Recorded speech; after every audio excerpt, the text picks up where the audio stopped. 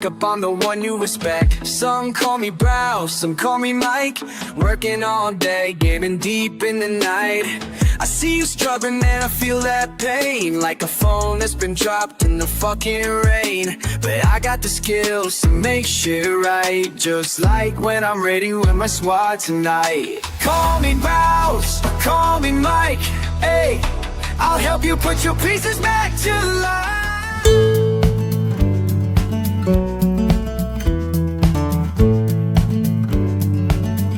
Sa ulo ng mga nagbabagang-baga. Ako po, si Braus Abalgas, nanggugula. Nandito na naman po ako para sa isang vlog. Sa tinagal-tagal kong maging technician ng cellphone, mga kaibigang oso, napakarami na po ako na-encounter na iba't ibang uri ng sira sa phone. So kadalasan mostly naman ang problema ng phones ng mga papagawa is ito po, yung display. Kasi di ba nababasag yung mga displays. Yan, tulad yan ang kinis. So anyway, aside from that, ang mga napansin ko rin talaga, ang mga napansin kong sira sa mga phones, aside from LCD, is yung USB charging port. Right years ago, micro USB pa yung ginagamit natin. Yung ganito yung itsura ng mga micro USB. Yung mga lumang Android, yan, kita nyo yan. So, lumang mga Android micro USB. Pero yung mga bagong mga Android ngayon is gumagamit na tayo ngayon ng mga USB Type-C, di ba? So mayroon akong technique para pangalagaan, Meron akong mga technique para pangalagaan yung USB Type-C natin. Especially nga sa akin, mayroon akong device which is Legion Go. It has two USB Type-C. So napaka-crucial ng dalawang to. Katulad po nito, ito yung isang Type-C niya na port, and the other side is may Type-C din po dito.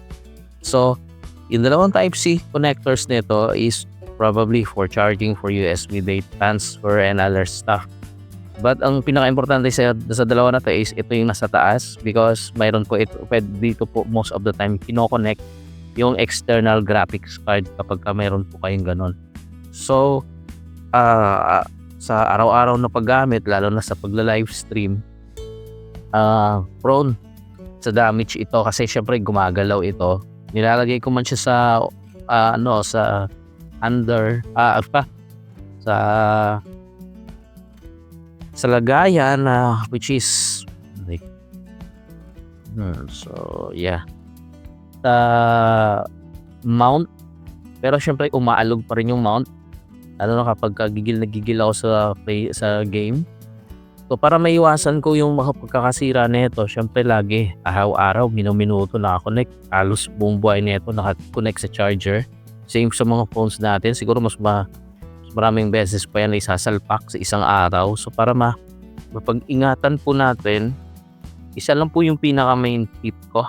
Ito po. Okay, so para mapangalagaan po natin yung mga phones natin, bumili po tayo na ito, guys. Yan. Ito. So pwede na tawag na USB magnetic charging pin and adapter. So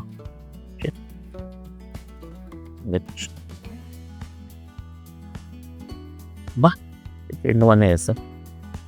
So ganyan. So buksan pa natin ito. Dahil mo yan. Ganito siya. So may covering siya pag nabili nyo. Tagalin nyo lang to. And nai-split silang dalawa. So ganun po siya. Magnetic po. So kung gilalagay niyo siya sa phone or sa any USB Type-C devices, ganito yung itsura niya, guys. Yan. Meron din dito.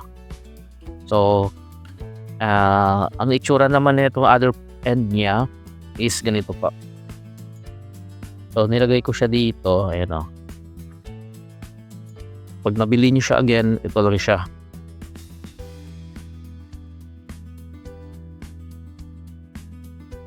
Yeah. Pag nabili niyo siya, ganito ay itsura niya talaga. So, i-split nyo lang yan. Ikabit nyo to sa charging pin ng inyong mobile phones or laptop or any Type-C related devices. So, lagay nyo yan. Ang pinaka main purpose po kasi nito, kasi pag dumaan ka tapos nasabit ka na patid mo yung pinaka cable ng phone, magre-release to ito ng kusa rather than hahatakin yung buong unit ng device na nakakonect doon sa USB cord. Safety, okay siya. And grabe din po itong grip nito mga kaibigang oso. Pakita ko po sa inyo yung magnetic grip nito. Ano? Di ba? Matigas po ito pag ginanyan. Hindi siya basta-basta natatanggal kasi may makapit talaga siya. So, mayroon ibang klase yan, mga kaibigang oso. Katulad nito, marami kasi yung Type-C magnetic. So, meron yan minsan naka-cable type. Pero hindi na ako si fan nito mga cable at mga braided ba tawag nito, mga ganito. Hindi na ako fans ng mga to. Kasi, kalaunan, nababakbak itong tela or kung ang nylon thread na yan. Pag nabakbak kasi itong nylon thread, nagkakabol-bol, nasisira mismo yung pinaka main cable or yung mga maliliit na wiring sa loob. So, mag-create talaga siya ng napaka-problematic na situation. So, anyway, ang pinaka-prefer kong bilhin ninyo is something like this, 40 gigabits data sync. Ito, yung mga ganitong model, yung modular. Kasi ito, pagka nasira kasi ang cable or itong kable na ganito, mga ganitong braided, pag nasira kasi yung mga braided na yan, pwede mo kasi ito palitan lang ng cable. Hindi mo kailangan bumili ulit ng bagong set.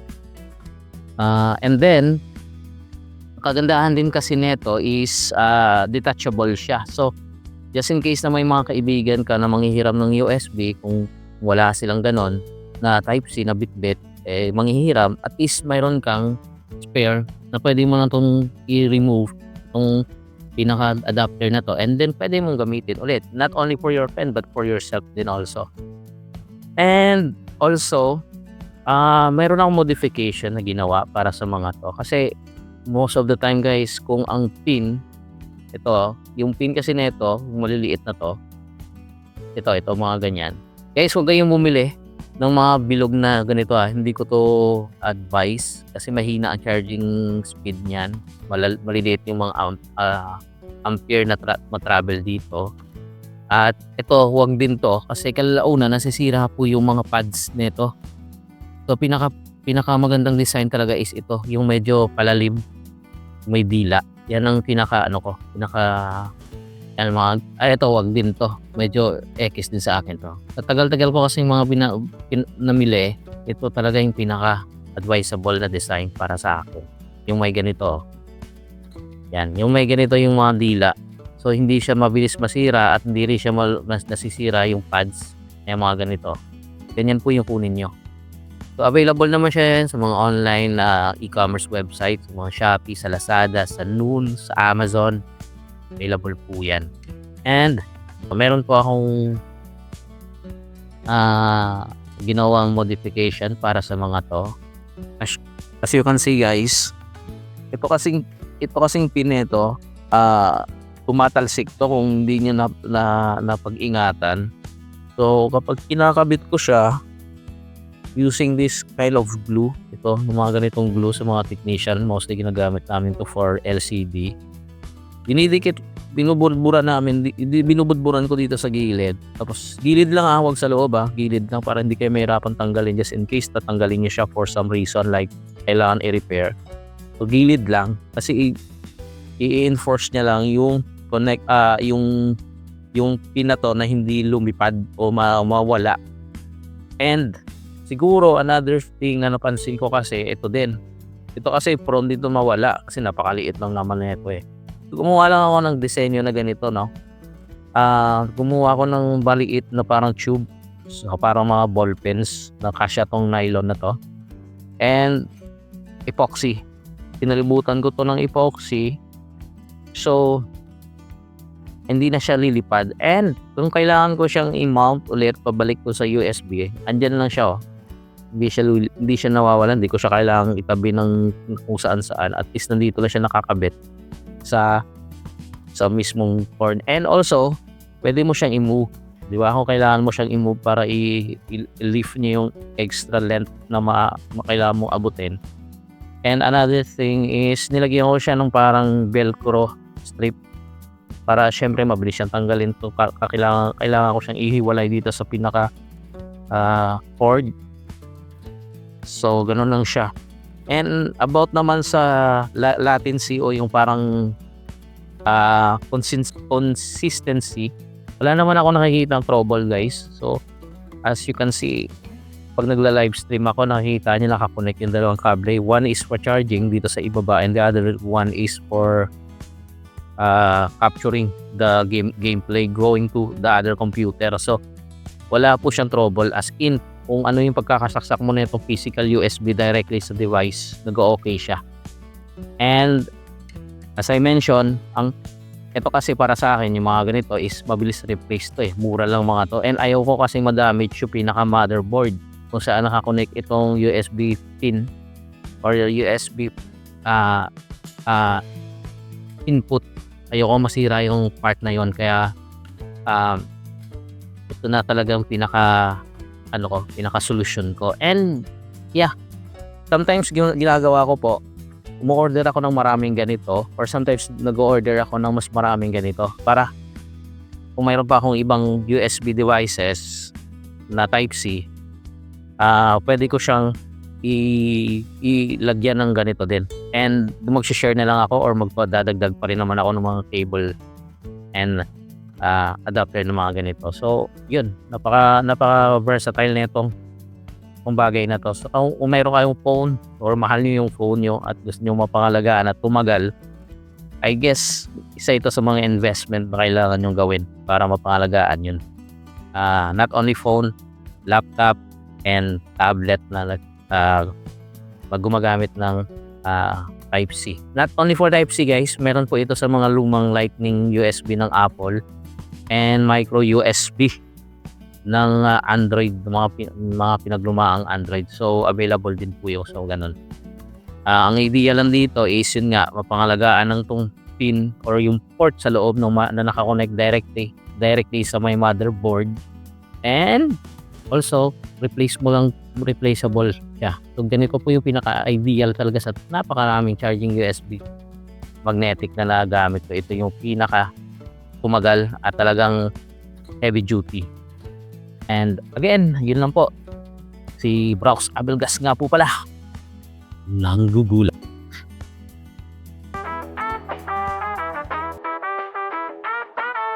Late night battles on my screen, living for the next victory. Controller in my hand, heart on my sleeve. This is more than just a game to me. Started from experience, not from zero. Every failure taught me how to be a hero. They say the odds are stacked against me, but I keep pushing through the chaos, can't you see? Stream goes live when the moon is high, connecting with the lost, helping spirits fly. Browse through life like it's my username. Every level up, I'm breaking every chain. When the world feels heavy on your shoulders and the path ahead seems so much colder, I'll be right here in your corner. We're the underdogs rising up tonight, fighting battles that we know will win. Every setback is just fuel for the